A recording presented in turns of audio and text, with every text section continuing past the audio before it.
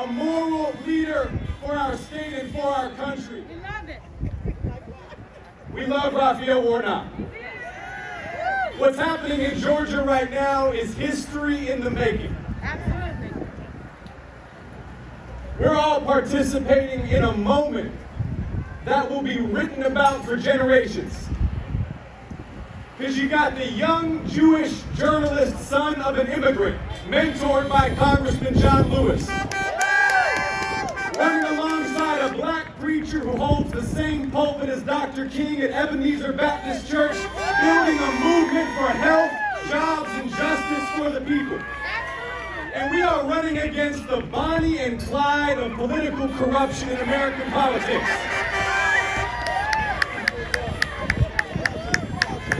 David Perdue and Kelly Loeffler?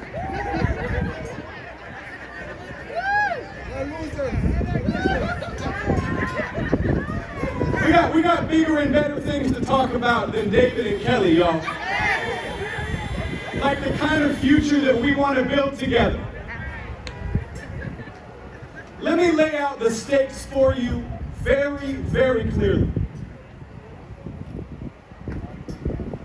If Mitch McConnell still controls the Senate, he will try to do to Joe and Kamala just like he tried to do to President Obama.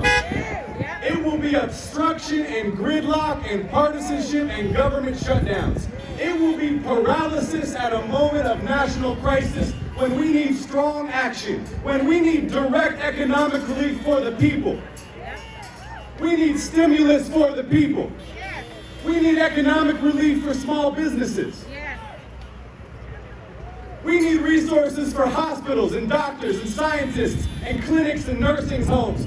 We got 3,000 Americans dying per day and they are doing nothing in Washington.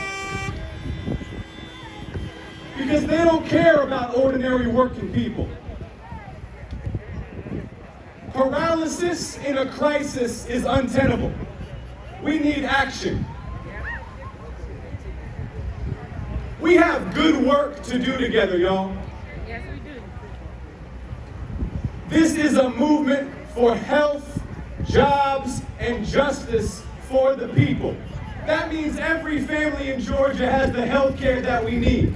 That means we invest in economic recovery where every community can participate equitably in good-paying jobs that pay a living wage for the people.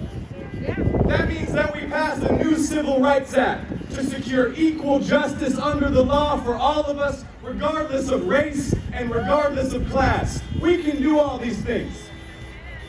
We have to do all these things. But if they hold on to the Senate, they will stop progress in its tracks.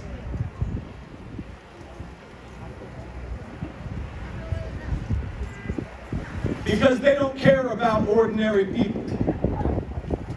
This isn't even about Democrats versus Republicans. This is about the people versus crooks who have been lining their pockets in office while they hold up relief for ordinary people.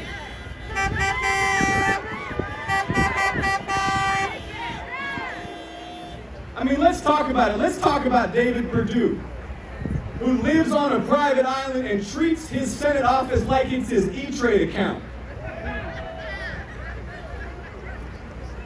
Trading banking stocks while he sits on the banking committee. Buying up shares in a defense contractor, then sending taxpayer dollars to him. Our money. And then cashing out at a profit.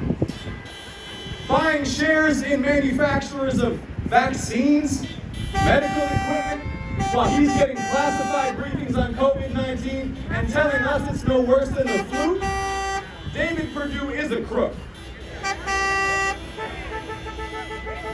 And David Perdue is not just a crook, David Perdue is a coward. See, we had the chance to debate in Savannah a few weeks back. I asked Senator Perdue why he was enriching himself in office. I asked Senator Perdue why he voted 4 times to repeal protections for pre-existing conditions. Why he thought it was acceptable to vote so that health insurance companies, just to make a buck, could deny us a policy because we have asthma or diabetes or heart disease or cancer in remission. David didn't like those questions. So now David is refusing to debate. Y'all gonna get to see the Reverend and Kelly debate tomorrow. It's gonna be me and an empty podium. David Perdue is pleading the fifth.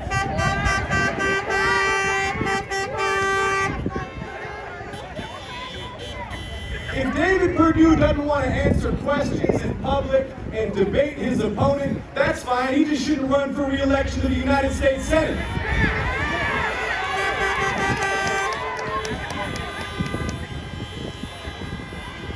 Isn't it about time we had public servants who served us instead of serving themselves?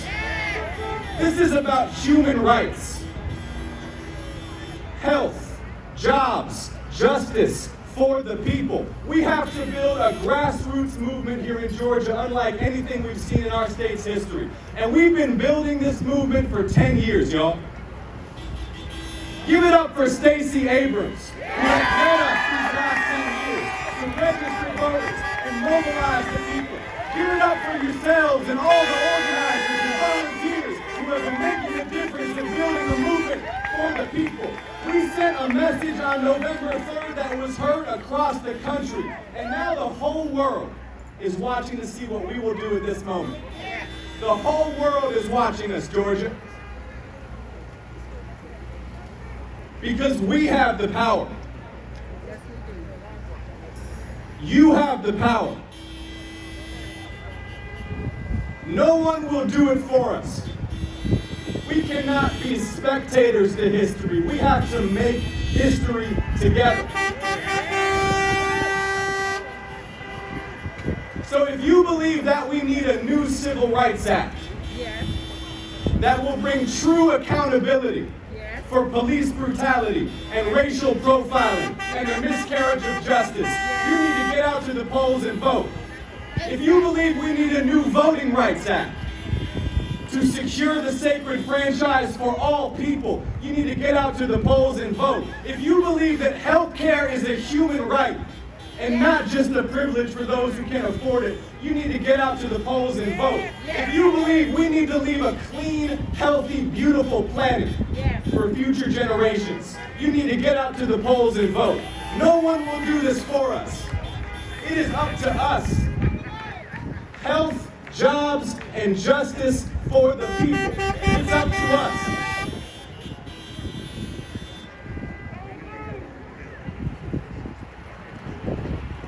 Let me just close out by saying this. I know this has been a painful 4 years.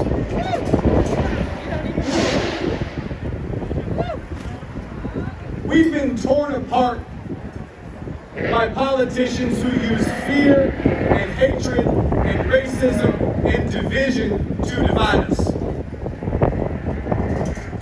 And this year we've lost more than 250,000 Americans to this virus. Millions have lost jobs and homes and livelihoods and opportunities. It's important to remember that this is about the human consequences of elections, not the game, the real stakes. It is not a game. It isn't even about red versus blue. It's about the people, people's lives, justice, and opportunity.